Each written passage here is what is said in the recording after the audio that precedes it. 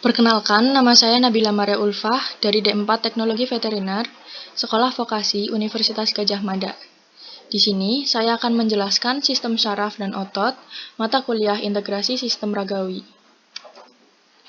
Sistem syaraf adalah suatu struktur yang terdiri dari komponen-komponen sel syaraf atau neuron. Sistem syaraf bersama-sama dengan sistem hormon berfungsi untuk memelihara fungsi tubuh. Pada umumnya, sistem syaraf berfungsi untuk mengatur, misalnya pada kontraksi otot.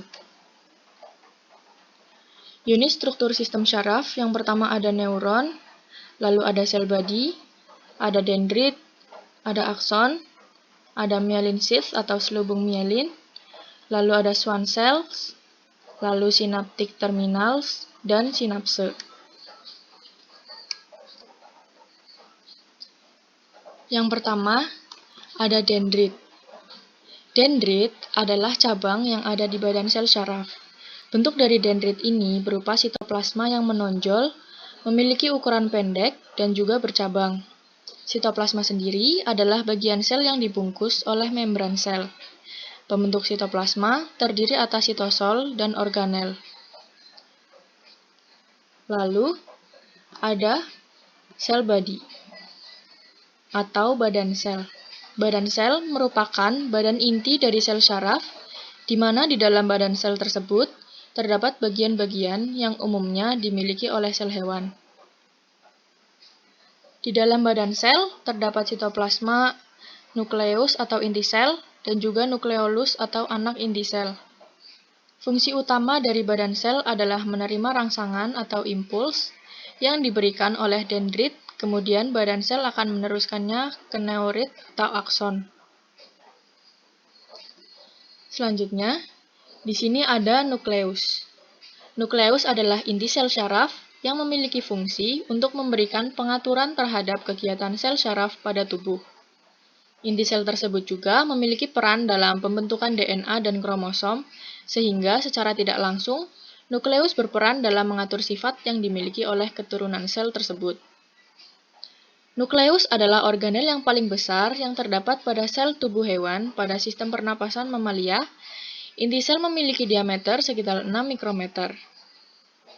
Untuk penyusun inti sel, yaitu membran inti, kromosom, nukleus, dan nukleoplasma atau cairan yang berwujud transparan dan juga bersifat kental. Selanjutnya ada akson. Fungsi akson atau neurit ini adalah sebagai penghantar rangsangan dari badan sel menuju ke bagian efektor. Bagian efektor itu adalah kelenjar dan juga otot. Struktur akson tersebut adalah memanjang dari bagian badan sampai ke bagian sinapsis atau ujung terminal. Ada beberapa bagian akson yang tertutupi dengan lemak. Lemak tersebut disebut dengan lapisan myelin atau selubung myelin. Selubung myelin memiliki keuntungan bagi akson tersebut. Keuntungannya adalah akson yang terselubungi dengan selubung myelin, pengiriman rangsangannya lebih cepat. Lalu, untuk sel Schwann sendiri merupakan sel yang menjadi pembungkus sel myelin. Sel Schwann memiliki fungsi untuk menghasilkan lemak berkali-kali hingga terbentuklah selubung myelin.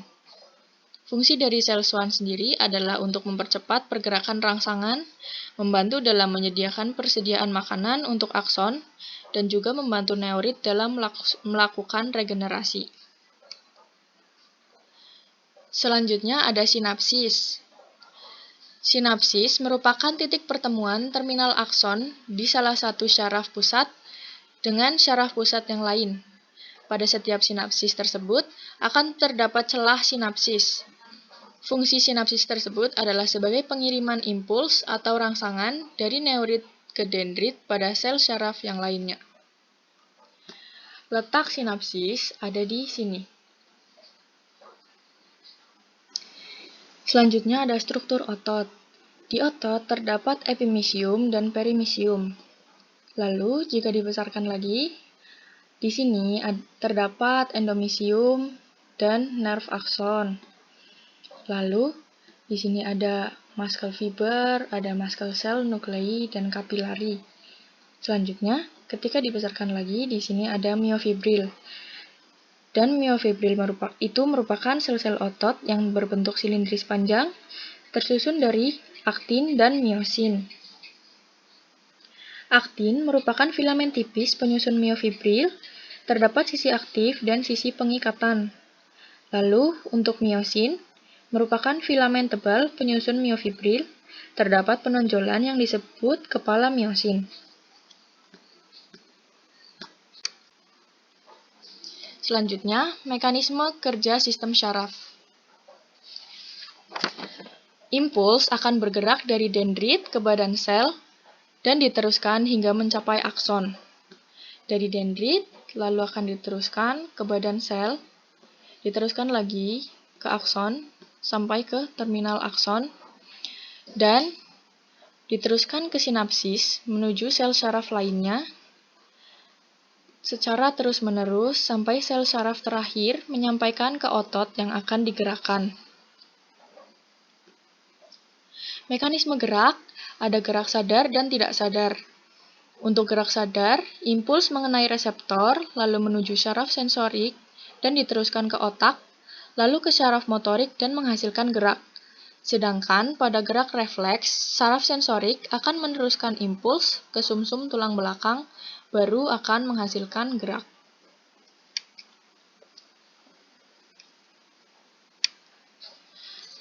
Lalu untuk inisiasi kontraksi otot, kontraksi atau gerak pada otot rangka terjadi apabila ada stimulus dari motor neuron.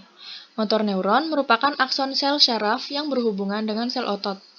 Kedua komponen tersebut akan membentuk struktur persambungan yang dinamakan neuromuscular junction. Motor neuron akan meneruskan impuls ke sel otot dengan cara mengeluarkan synaptic vesicle atau vesicle yang mengandung asetilkolin dari akson terminal ke synaptic cleft. Synaptic vesicle ini akan menempel pada motor dan plate sehingga menimbulkan perubahan permeabilitas pada membran sarkolema, yaitu ion natrium masuk dan kalium keluar, kemudian terjadi depolarisasi. Adanya perubahan tersebut membuat terminal cisternae mengeluarkan kalsium yang selanjutnya berperan dalam pergeseran thin dan thick filamen sehingga menimbulkan suatu gerakan atau kontraksi, atau pemendekan sarkomer. Untuk gambaran inisiasi kontraksi otot, terdapat pada gambar berikut ini. Sekian yang dapat saya jelaskan, kurang lebihnya mohon maaf. Wassalamualaikum warahmatullahi wabarakatuh.